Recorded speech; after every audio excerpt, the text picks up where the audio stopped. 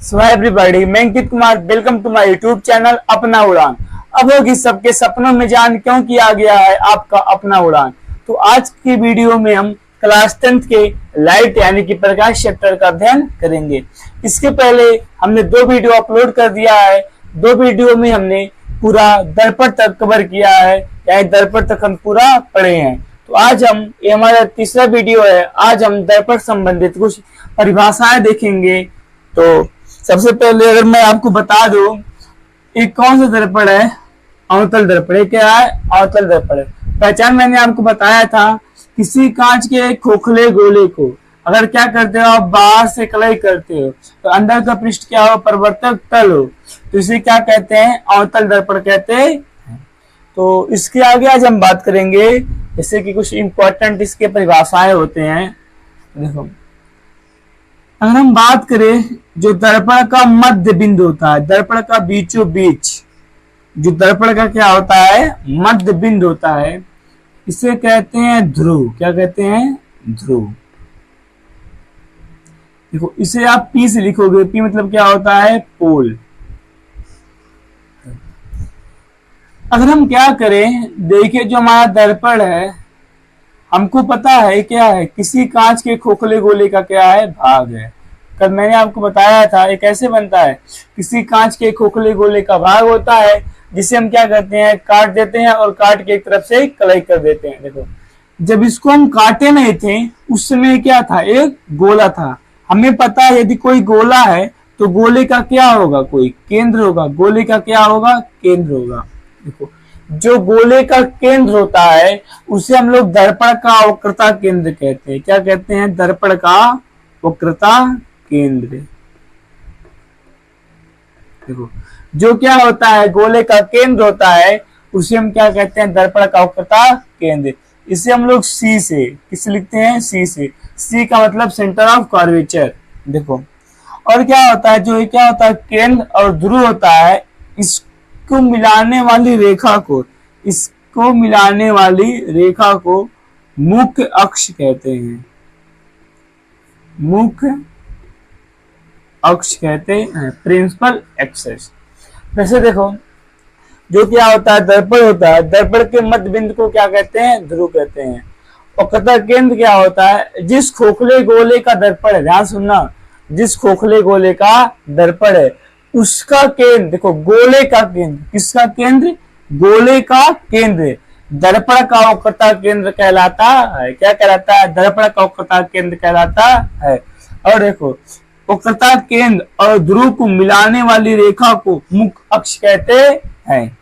उसके बाद देखो, फिर आता है दर्पण का द्वारक। क्या आता है? दर्पण का द्वारक। क्या आता है? दर्पण का द्वारक। तो यहाँ पर आप देख पा रहे होंगे, ये क्या है? परिवर्तक तल। ये क्या है? परिवर्तक तल। आपके पास क्या है? परिवर्तक तल। इसे ये क्या है? परिवर्तक तल का व्यास है। क्या है? परिवर्तक तल का व्यास है।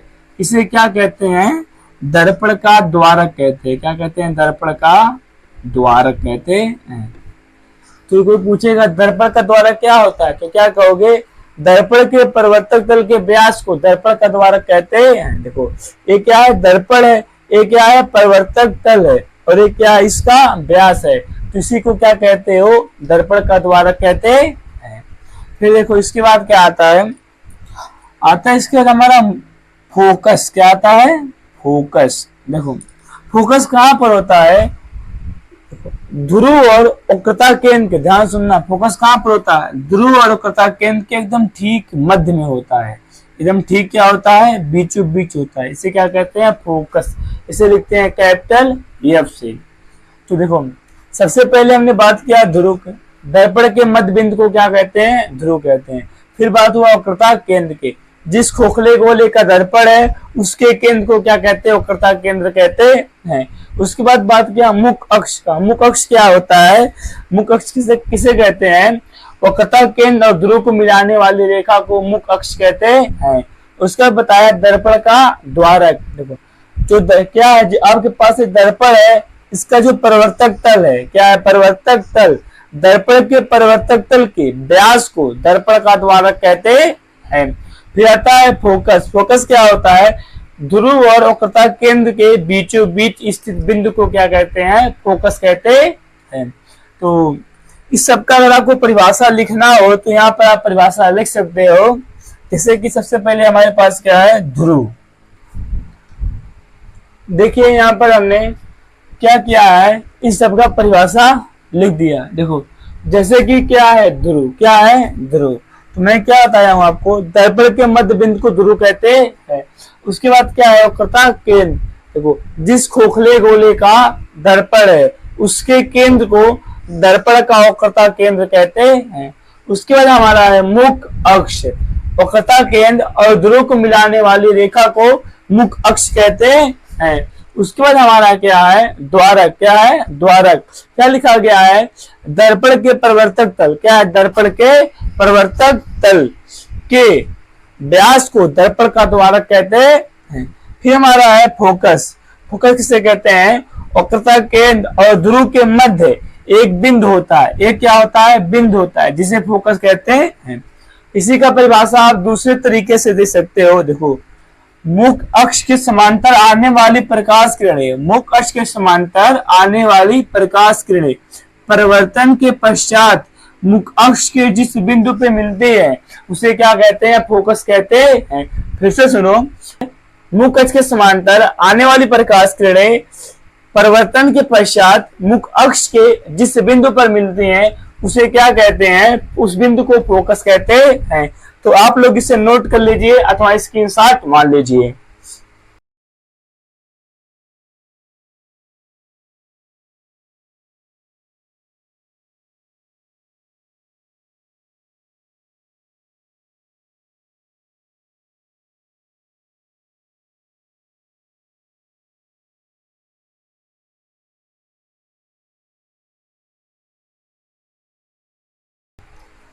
अब जो हमारा हेडिंग है प्रतिबिंब बनने के नियम। क्या है? प्रतिबिंब बनने के नियम। चलिए समझते हैं प्रतिबिंब बनने के किस प्रकार से नियम है। देखो सबसे पहले हम बात करते हैं रूल नंबर 1 का, नियम नंबर 1 का। तो आपका रूल नंबर 1 क्या होता है? ध्यान से देखो, अगर आपके पास कोई एक अवतल दर्पण है। क्या है? अवतल दर्पण है। इसे क्या कहते हैं? ध्रुव कहते हैं। इसे क्या कहते हैं? वक्रता केंद्र कहते हैं।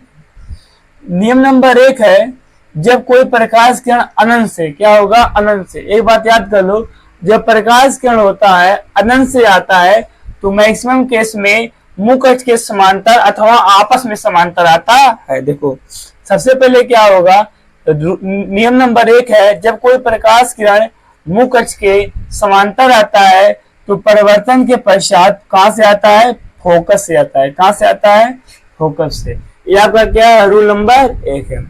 फिर हमारा रूल नंबर 2 जो है, देखो ये भी हमारे पास क्या है? अवतल दर्पण। ये वक्रता केंद्र है और ये क्या है? फोकस है। ये क्या है? ध्रुव। इसी का उल्टा दूसरा नियम होता है, यदि कोई प्रकाश किरण फोकस पे आए, क्या हो? फोकस पे आए तो परिवर्तन के पश्चात वह मुख अक्ष के समांतर चला जाता है। देखो पहला क्या था? यदि कोई समांतर आ रहा है तो परिवर्तन के पश्चात फोकस से चला जाएगा। इसी का उल्टा, यदि कोई फोकस पे आ रहा है तो परिवर्तन के पश्चात मुख अक्ष के समांतर चले जाएगा। फिर देखो रूल नंबर 3, ये आपके पास क्या है? अवतल दर्पण है। ये वक्रता केंद्र है, ये फोकस है, ये आपका ध्रुव है। क्या हो रहा है? यदि कोई प्रकाश किरण वक्रता केंद्र पर आपतित हो रहा है तो क्या होता है? वह उसी पर वापस चला जाता है। क्या होता है? देखो जब कोई प्रकाश किरण वक्रता केंद्र पे आता है तो क्या होता है? वह सीधे उसी पर वापस चला जाता है। फिर देखो रूल नंबर 4,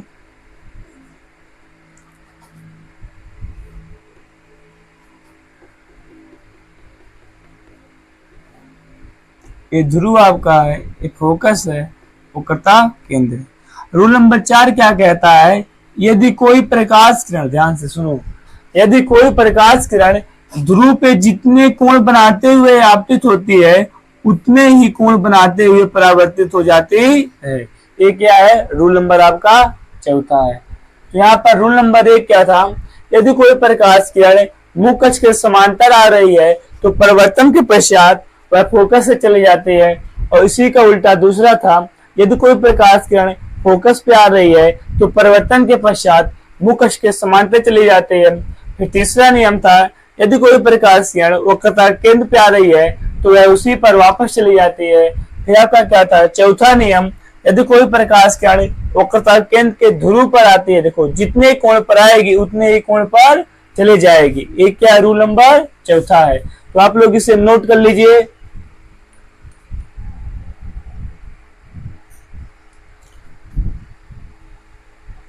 तो मुझे उम्मीद है आप लोग नोट कर चुके होंगे। अब हम देखते हैं, ये हमारा क्या था, अवतल दर्पण। क्या था, अवतल दर्पण। इसी प्रकार होता है उत्तल दर्पण का भी, उसे भी देख लेते हैं। सेम इसी तरीके से होता है उत्तल दर्पण के लिए। रूल नंबर 1, ये आपके पास क्या है, उत्तल दर्पण। देखो ये उत्तल दर्पण है, इसका कर्व इधर है तो फोकस भी क्या होगा, इधर होगा। वक्रता केंद्र भी क्या होगा, इधर ही होगा। ये आपका क्या हो गया, फोकस हो गया। ये क्या हो गया, आपका ध्रुव हो गया। देखो इसमें क्या होगा, यदि कोई प्रकाश किरण मुख्य अक्ष के समांतर आएगा, क्या होगा, मुख्य अक्ष के समांतर आएगा। तो यहाँ पर देखो, चूंकि इस साइड क्या किया गया है, आपका पॉलिश किया गया है, इसलिए क्या होगा, प्रकाश यहां से इस माध्यम में प्रवेश नहीं कर सकता, यानी इधर से इस साइड नहीं प्रवेश कर सकता है। तो क्या होगा, आपको आभास होगा कि कहां से जा रहा है, फोकस से, परंतु वास्तव में क्या होगा, टकरा करके ऐसे वापस चला जाएगा। लेकिन आपको क्या होगा, आपको ऐसा आभास हो रहा है कि प्रकाश किरण कहां से जा रहा है, फोकस से जा रहा है, लेकिन वास्तव में क्या होगा, वह इस साइड से वापस चला जाएगा। फिर देखो इसके बाद अगर नियम नंबर दूसरे की हम बात करें, रूल नंबर 2 की,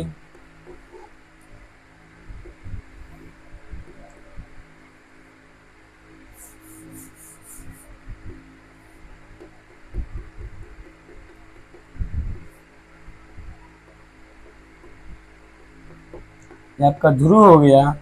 रूल नंबर 2 क्या होगा, यदि कोई प्रकाश किरण, मान लो आप फोकस पे भेज रहे हो, क्या कर रहे हो, फोकस पे भेज रहे हो, तो यहाँ पर एक बात ध्यान देना, क्योंकि इधर किया गया है पॉलिश, तो क्या होगा, यह दर्पण को इस साइड से उस साइड नहीं जा सकता है, खाली आप उसे आभास कर सकते हो इस साइड से उस साइड जा रहा है। वास्तव में क्या होगा, दर्पण के इसी साइड से टकरा करके मुख्य अक्ष के समांतर वापस लौट आएगा। देखो अवतल में क्या होता था, वास्तव में जाते थे, और इसमें क्या हो रहा है, सिर्फ आभास हो रहा है। क्या हो रहा है, आभास हो रहा है।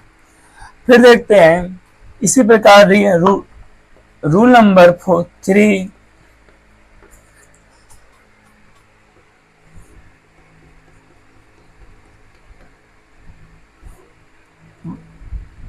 आपके पास एक क्या वक्रता केंद्र, ये क्या है, फोकस, इसको क्या कहते हैं, ध्रुव। देखो यदि क्या होगा, कोई प्रकाश किरण वक्रता केंद्र पे जाएगा, सेम ए भी इसी प्रकार, इधर खाली आप आभास करोगे, क्या करोगे, आभास करोगे, वास्तव में यह इसी साइड से क्या हो जाएगा, वापस चला जाएगा। तो इसी प्रकार रूल नंबर आपका चौथा आएगा।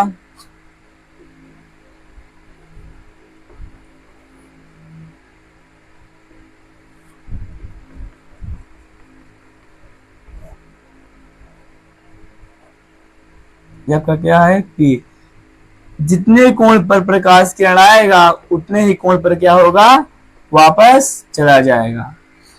सेम नियम वही अवतल वाला है, परंतु उसमें अंतर क्या है, देखो उसमें किरणें वास्तव में जा रहे थे, इसमें क्या हो रहा है, जाता हुआ प्रतीत हो रहा है। देखो हमने अवतल में आपको बताया है, यदि कोई प्रकाश किरण मुख्य अक्ष के समांतर आती है तो क्या होता है, फोकस से चली जाती है। इसमें देखो फोकस से जाता हुआ प्रतीत हो रहा है।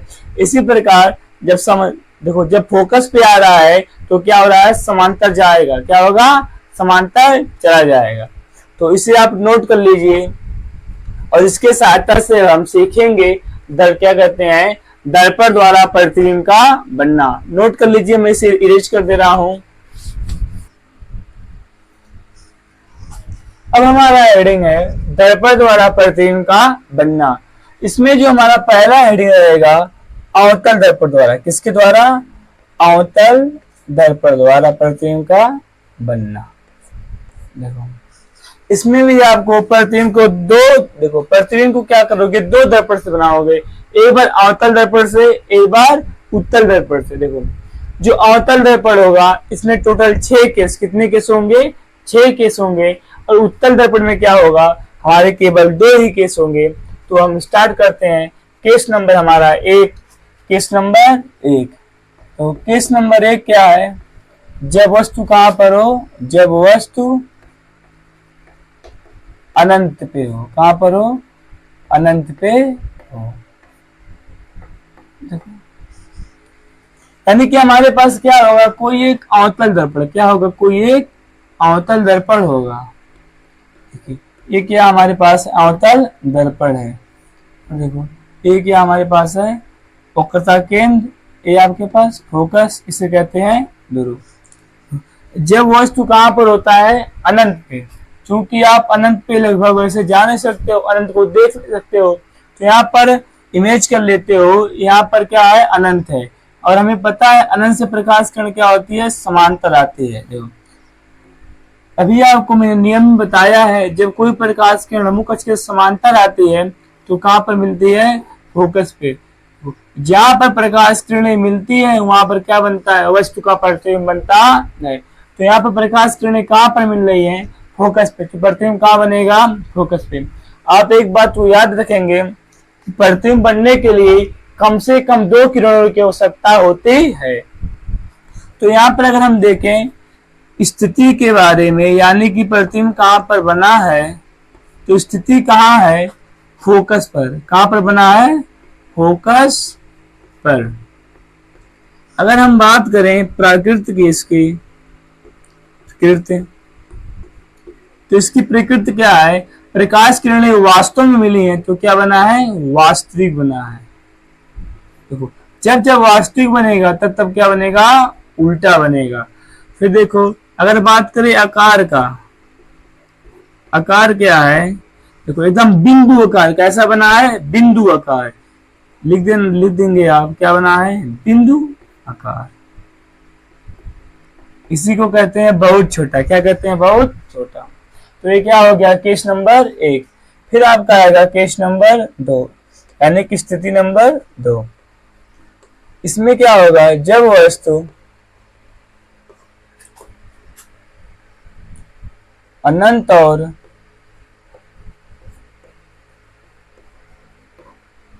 कहां पर हो? अनंत और वक्रता केंद्र के बीच हो। अनंत और वक्रता केंद्र के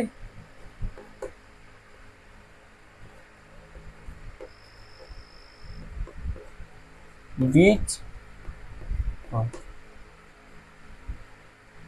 तो यहां पर हम देखते हैं, देखो ये हमारे पास है अवतल दर्पण,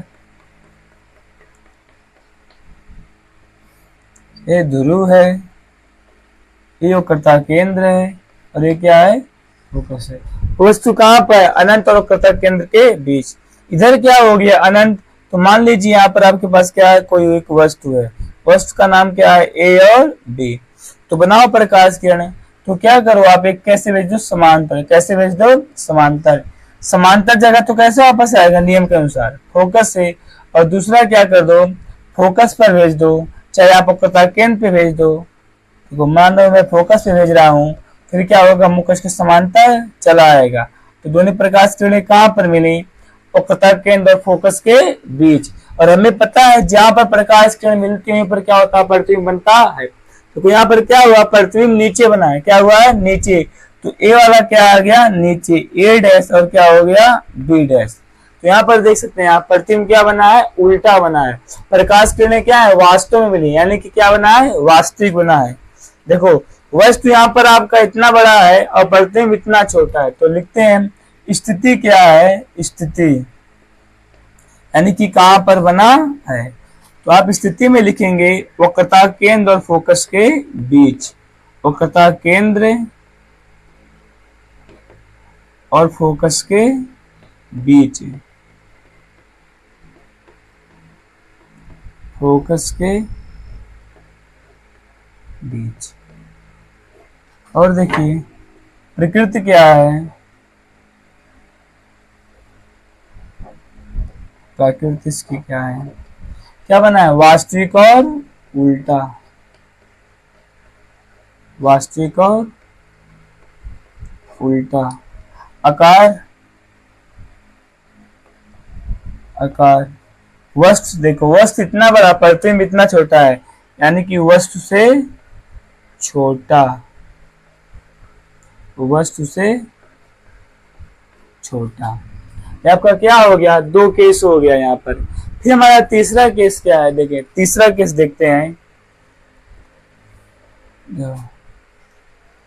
केस नंबर तीसरा, जब वस्तु,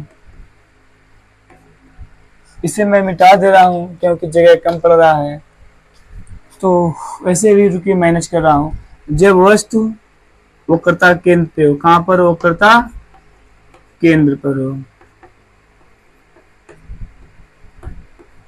देखो ये क्या हो गया आपका, अवतल दर्पण।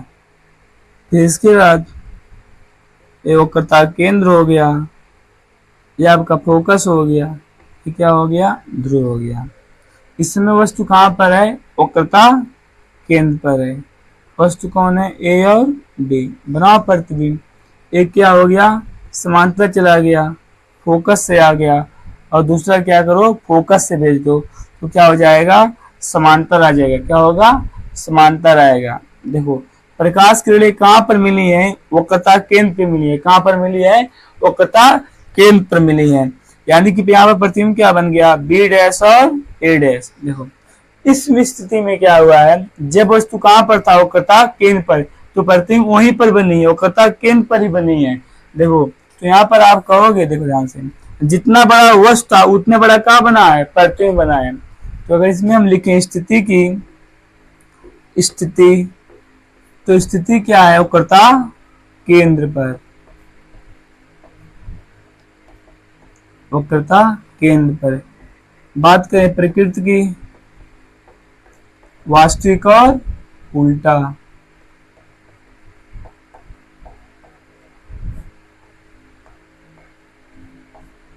अगर बात करें आकार की, वस्तु के बराबर, वस्तु के बराबर। तो इसमें हमको उम्मीद है आपको समझ आ गया होगा। सबसे पहले क्या बताया, जब वस्तु कहां पर था, अनंत पे, तो प्रतिबिंब कहां बना है, फोकस पे। तो वो वास्तविक बना है, उल्टा बना है, बिंदु के आकार का, यानी कि बहुत छोटा बना है। फिर केस नंबर दूसरा आपको बताया, जब वस्तु कहां पर था, अनंत और वक्रता केंद्र के बीच, तब प्रतिबिंब कहां बना है, फोकस और वक्रता केंद्र के बीच बना है।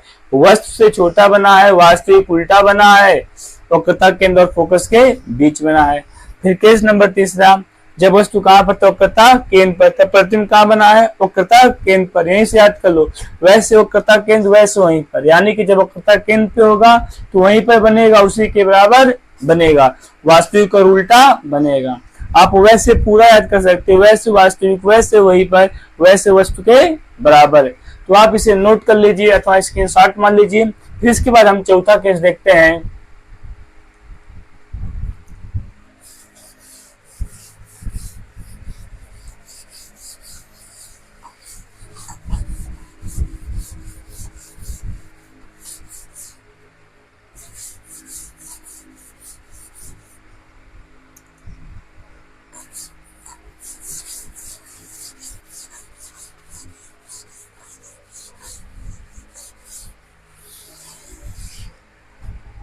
जैसे कि हम देख सकते हैं केस नंबर चौथा, तो यहाँ पर लिखता हूं केस नंबर चौथा। देखो इसमें क्या होगा, जब वस्तु वक्रता केंद्र कहां पर हो, वक्रता केंद्र और फोकस के मध्य हो, फोकस के मध्य हो। तो बनाते हैं प्रतिबिंब। देखो ये हमारे पास हो गया उत्तल दर्पण, ये हो गया मुख्य अक्ष, ये ध्रुव हो गया, और ये क्या हो गया, फोकस हो गया। तो वस्तु कहां पर है, वक्रता केंद्र और फोकस के बीच है। वस्तु का नाम ए और बी है।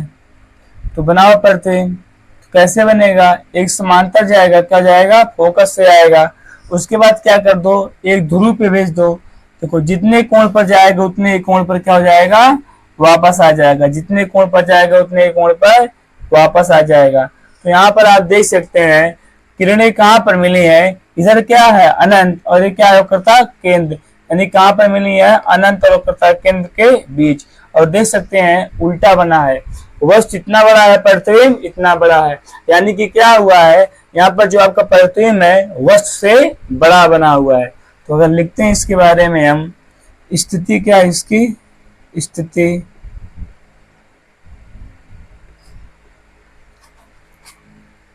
स्थिति में आप लिखोगे अनंत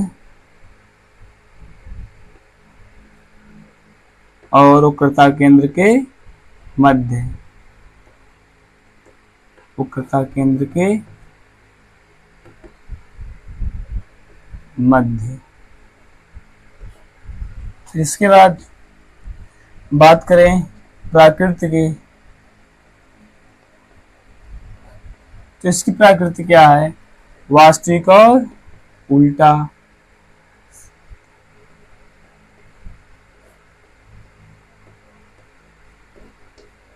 आकार की बात करें, आकार क्या है, वस्तु इतना बड़ा, प्रतिबिंब इतना बड़ा है, यानी कि क्या है, वस्तु से बड़ा है, वस्तु से बड़ा है। यहाँ पर जितना भी डाटा लिखा गया है सब प्रतिबिंब के बारे में बात है, ठीक है, क्या है, प्रतिबिंब के बारे में बात है। फिर आता है केस नंबर 5वां, केस नंबर 5वां। ये क्या कहता है, जब वस्तु फोकस पर हो, कहां पर हो, फोकस पर। देखते हैं इस केस में क्या होता है। कोई एक अवतल दर्पण है, वक्रता केंद्र है, फोकस है, और ये क्या है, ध्रुव है। तो रखते हैं वस्तु को, वस्तु के हमारे पास वही वस्तु, पुराना वस्तु ए और बी। तो बनाओ प्रतिबिंब। एक क्या हुआ, समांतर चला गया, फिर क्या होगा, फोकस से वापस आएगा। फिर दूसरा क्या कर दो, ध्रुव पे भेज दो, जितने कोण पर जाएगा उतने कोण पर वापस आ जाएगा। तो देख सकते हैं यहाँ पर ये जो किरण है अभी तो यहाँ पर नहीं मिल रही है, लेकिन क्या होगा, ये ऐसे ध्यान दो, यहाँ पर धीरे धीरे किरणें क्या हो जाए, सिकुड़ रही हैं, क्या हो रही हैं, सिकुड़ रही हैं। तो इस केस में कह सकते हैं जो एक किरण होगा कहाँ पर मिलेगा, अनंत पे मिलेगा, कहाँ पर मिलेगा, अनंत पे मिलेगा। तो आप इसमें प्रतिबिंब की अगर स्थिति के बारे में बात करें तो स्थिति क्या होगा, अनंत पर, कहां पर होगा, अनंत पर, अनंत। देखो अनंत, यानी कि जब वस्तु कहां पर है, फोकस पर है, तो प्रतिबिंब कहां पर बना है, अनंत पर। देखो जब अनंत पे बनेगा, देखो ऐसे जब अनंत पे बनेगा तो खूब बड़ा बनेगा, क्या होगा, खूब बड़ा बनेगा। तो यहाँ पर अगर हम बात करें, सबसे पहले बात करते हैं प्रकृति की। प्रकृति, किरण तो वास्तव में मिलेंगी ना आगे जा करके, तो कैसा बनेगा, वास्तविक और उल्टा बनेगा, वास्तविक उल्टा। और बात करें आकार की तो क्या होगा, बहुत बड़ा, क्या होगा, बहुत बड़ा, बहुत बड़ा। फिर आता है केस नंबर 6वां, यानी कि अवतल दर्पण का अंतिम केस। तो केस नंबर 6वां क्या है, और ये वेरी वेरी इंपॉर्टेंट है, इसे हम लोग आवर्धन का केस भी बोलते हैं, आवर्धन का स्थिति भी बोलते हैं। जब वस्तु, ये हमारा क्या है, केस नंबर 6वां। जब वस्तु कहां पर हो, जब वस्तु फोकस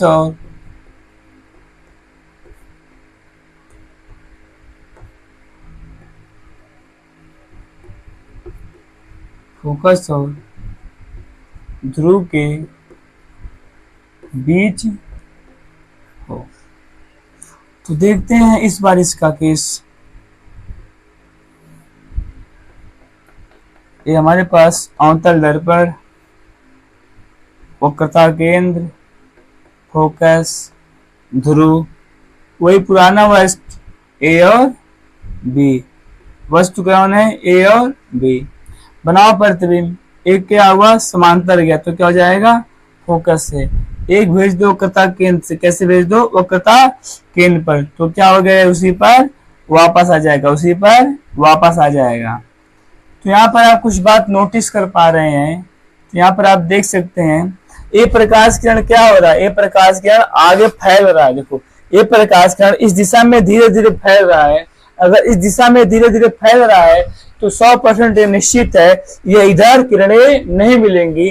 परंतु क्या करो, इसी को अगर आगे लेकर के जाओ तो आप लगभग कह सकते हो आभास क्या होगा, आपको ऐसा आभास होगा कि किरण कहां पर मिल रही है, दर्पण के पीछे मिल रही है। कहां पर मिल रही है, दर्पण के पीछे मिल रही है। तो यहाँ पर आप कह सकते हो इस केस में स्थिति क्या होगा, जो हमारा वस्तु जो यहाँ पर क्या होगा, जो हमारा प्रतिबिंब बनेगा वो क्या होगा, दर्पण के पीछे बनेगा। क्या होगा, दर्पण के पीछे। और देखो ऊपर बना है तो कैसा बना है, वास्तविक बना है, सॉरी आभासी बना है। कैसा बना है, आभासी बना है। देखो यहाँ पर आप किरण को खाली आभास किए हो ना, इसलिए क्या बना, आभासी बना। देखो आभासी बना और सीधा भी बना है। कैसा बना है, सीधा भी बना है। तो अगर इसमें हम बात करें स्थिति आकार का, देखो आकार क्या है, वस्तु से बड़ा। अगर हम बात करें स्थिति की, दर्पण के पीछे, तो देखते हैं स्थिति क्या है। स्थिति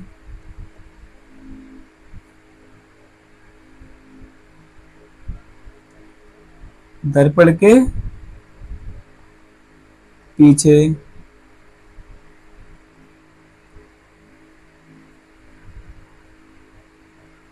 प्रकृति क्या है, आभासी सीधा, आभासी और सीधा। हम आकार को यहां पर लिखते हैं आकार। आकार क्या है, वस्तु से बड़ा, वस्तु से बड़ा। थोड़ा आप यहाँ पर ध्यान से लिखिएगा क्योंकि हमारे पास जगह पर्याप्त नहीं था, इसलिए ऐसा लिख दिया हूं। देखो इसमें क्या हुआ, जब वस्तु कहां पर हो, फोकस और ध्रुव के बीच हो, तो प्रतिबिंब कहां बनता है, दर्पण के पीछे बनता है। देखो आभासी बना है, क्या हुआ है, आभासी बना है और सीधा बना है, वस्तु से बड़ा बना है। तो आपको ये तीनों केस याद हो गया होगा। आप इसे कॉपी में अपने लिख सकते हैं अथवा स्क्रीनशॉट ले सकते हैं। तो स्क्रीनशॉट ले लीजिए, फिर इसके बाद हम पढ़ेंगे उत्तर के द्वारा। तो आप लोग इसे नोट कर लिए होंगे।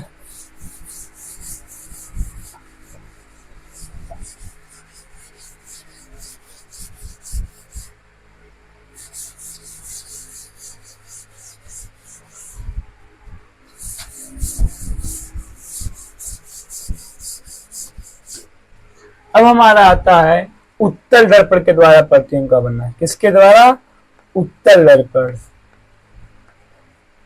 ये क्या है, उत्तल दर्पण। देखो इसमें आपका केस नंबर 1, केस नंबर 1,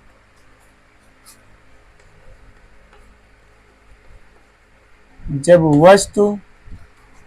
वस्तु कहां पर हो, अनंत पे हो, अनंत पर। तो देखो ये हमारे पास क्या है, कौन सा दर्पण है, उत्तल दर्पण। तो इसका फोकस क्या होगा, दाएं साइड होगा। वक्रता केंद्र क्या हो गया, फोकस, और ये क्या हो गया, ध्रुव।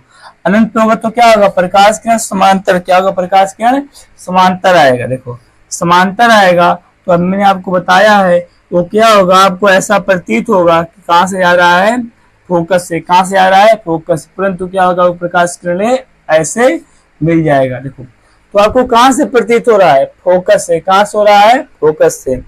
इसमें सिर्फ प्रतीत हो रहा है यानी कि आभास हो रहा है, तो क्या होगा आपका, अगर इसमें स्थिति की हम बात करें, स्थिति की, किसकी स्थिति की, प्रतिबिंब की स्थिति की, तो क्या पर है प्रतिबिंब की स्थिति, फोकस पर, क्या पर है, फोकस पर। और अब प्रकृति के बारे में बात करें, अगर प्रकृति, देखो इसमें प्रकृति क्या होगा, आभास हुआ, क्या हुआ, आभास, यानी कैसा बना, आभासी। जब जब आभासी बनेगा तब तब प्रतिबिंब हमारा सीधा बनेगा, आभासी और क्या हो गया है, सीधा। अगर बात करें आकार की, किसकी बात करें, आकार की, तो क्या हो गया है, बहुत छोटा, बहुत छोटा। तो देखो इसी प्रकार हमारा अगला केस है, इसमें दूसरा केस, केस नंबर 2, जब वस्तु कहां पर हो, देखो इसमें दूसरा केस क्या हो सकता है, समझिए पहले मेरी बात को। देखो ऐसा तो होगा नहीं कि अगर मैं कह रहा हूं आप वस्तु को रखो, तो दर्पण में हल्के आप वस्तु को रख नहीं सकते हो। देखो मेरे कहने का मतलब, जो दर्पण का फोकस है और कथा केंद्र है, वह सब क्या है, दर्पण के अंदर की ओर है, पालिश किए गए सतह की ओर है। तो हमें पता है आप हमेशा वस्तु कहां पर रखते हो, परिवर्तक तल की ओर, किसकी ओर, परिवर्तक तल की ओर, यानी कि वस्तु को कहां पर रखोगे, इधर रखोगे। देखो ये तो बात समझ आता है, एक केस हो गया अनंत। उसके बाद दूसरा केस क्या होगा, दूसरा केस यहाँ पर आपको कोई नाम नहीं दिख रहा है, कि दिख रहा है, जो फोकस और कथा केंद्र सब क्या है, इस साइड है, पालिश किए गए सतह की ओर, और इधर वस्तु को रखना असंभव है। इसके लिए हमें दर्पण के अंदर जाना पड़ेगा, जो कि क्या है, असंभव है। तो यहाँ पर आप एक केस और ले सकते हो, जब वस्तु कहां पर है, इधर अनंत हो गया, इधर क्या हो गया, ध्रुव, कहां पर है, अनंत और ध्रुव के बीच हो। जब वस्तु कहां पर हो, अनंत और ध्रुव के बीच हो, ध्रुव के बीच हो। तो देखिए बनाते हैं इसके लिए, ये हमारा उत्तल दर्पण हो गया, इसका वक्रता केंद्र हो गया, ये क्या हो गया, फोकस हो गया। कोई एक वस्तु रख दो यहाँ पर आप, वस्तु कौन है, ए और बी, इधर आपका अनंत हो गया और ये क्या हो गया, ध्रुव हो गया। बनाओ प्रतिबिंब, समांतर गया तो प्रतीत होगा कहां से जा रहा है, फोकस से जा रहा है, परंतु ओनली आपको प्रतीक होगा, कहा होगा, प्रतीक, वो इस प्रकार इस दिशा में निकल जाएगा। और दूसरा प्रकाश किरण क्या करो, वक्रता केंद्र पर, कहां पर भेज दो, वक्रता केंद्र पर, तो क्या होगा, वह उसी पर वापस लौट जाएगा, केवल आपको क्या होगा, प्रतीत होगा। यहाँ पर फिगर को हम थोड़ा सही बनाते हैं, यहाँ पर क्या है, फोकस है। तो आप देख सकते हैं, तो प्रतिबिंब कहां पर बना, आपका प्रतिबिंब यहाँ पर बना है, प्रतिबिंब ऊपर बना है ना, यानी कि ए डैश और बी डैश। इस स्थिति में क्या हुआ है, जब वस्तु कहां पर था, अनंत और ध्रुव के बीच, तो प्रतिबिंब कहां बना है, फोकस और ध्रुव के बीच। तो लिखते हैं स्थिति की, तो इसकी स्थिति क्या है, स्थिति ध्रुव और फोकस के बीच, ध्रुव और फोकस के बीच। उसके बाद देखें, अगर प्रकृति की बात करें, आभासी और सीधा। आकार की बात करें, वस्तु से छोटा, क्या है, वस्तु से छोटा।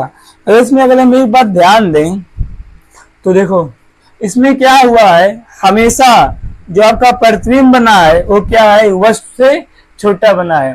तो अगर आपके पेपर में कुछ इस प्रकार से क्वेश्चन आ जाए, वह कौन सा दर्पण है जिसमें सदैव क्या होता है, सीधा और वस्तु से छोटा प्रतिबिंब बनता है, तो इसमें आपका सही जवाब होगा उत्तल दर्पण। क्या होता है? उत्तल दर्पण। देखो जो उत्तल दर्पण आपका होता है इसमें आपका हमेशा आभासी और सीधा और छोटा प्रतिबिंब बनता है। देखो छोटा तो बनता है अवतल में भी, परंतु क्या होता है उसमें वास्तविक और उल्टा होता है।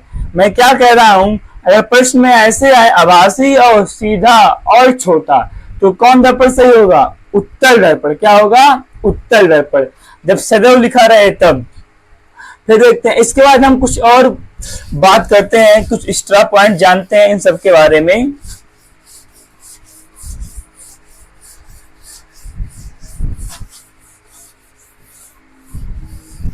देखो कुछ यहाँ पर हम देखते हैं tick the correct model question. अगर मैं आपसे बात करूं नंबर 1 क्वेश्चन, वह कौन सा दर्पण है, सुनो ध्यान से क्वेश्चन, वह कौन सा दर्पण है जिसके द्वारा सदैव आभासी और सीधा और वस्तु के बराबर प्रतिबिंब बनता है? ध्यान सुनना, वह कौन सा दर्पण है जिसके द्वारा सदैव आभासी और सीधा और वस्तु के बराबर प्रतिबिंब बनता है? तो इसका सही जवाब आपका होगा समतल दर्पण। क्या होता है? समतल दर्पण। देखो समतल दर्पण में क्या होता है आपका? समतल दर्पण। और इसकी हम बात करें तो इसमें क्या होता है? आभासी और सीधा, आभासी और सीधा होता है और वस्तु के बराबर होता है। क्या होता है? वस्तु के बराबर होता है, बराबर होता है। तो यहाँ पर बच्चे काफी कंफ्यूज हो जाते हैं। देखो अगर मान लीजिए आपके पास ऐसा प्रश्न आता है, वह कौन सा दर्पण है जिसके द्वारा सदैव आभासी, सीधा और छोटा प्रतिबिंब बनता है, तो बच्चे सोचते हैं समतल में भी आभासी बनता है, उत्तल में भी आभासी बनता है, तो इसको कौन सही किया जाए? देखो क्वेश्चन ध्यान से सुनो, क्वेश्चन क्या कह रहा है? वस्तु से छोटा, वस्तु से छोटा। जब वस्तु से छोटा होगा तो छोटा स्थिति किस केस में किस दर्पण में संभव होती है? उत्तल दर्पण में। किसमें? उत्तल दर्पण में। तो उसका सही जवाब हो जाएगा उत्तल दर्पण। जब आपका आभासी सीधा रहेगा, वस्तु के बराबर रहेगा, तो क्या रहेगा? समतल दर्पण रहेगा।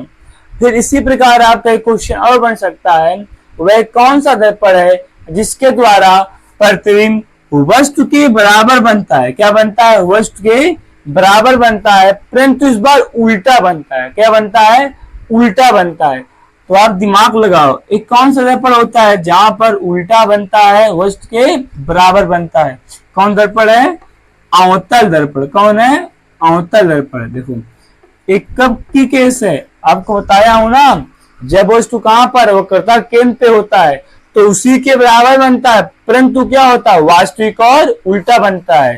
देखो क्वेश्चन को आप ध्यान से देखिएगा, वस्तु के बराबर रहे तो क्या देखो, अगर वास्तविक रहेगा, क्या रहेगा? वास्तविक उल्टा, तब कौन से रहेगा? अवतल दर्पण। अगर वस्तु के बराबर है और क्या आभासी सीधा है, तब कौन से रहेगा? दर्पण। क्या तब कैसे रहेगा? समतल दर्पण। तो आज का वीडियो बस इतना ही। Thanks watching for video. मिलते हैं नेक्स्ट वीडियो में, तब तक लिए बाय बाय।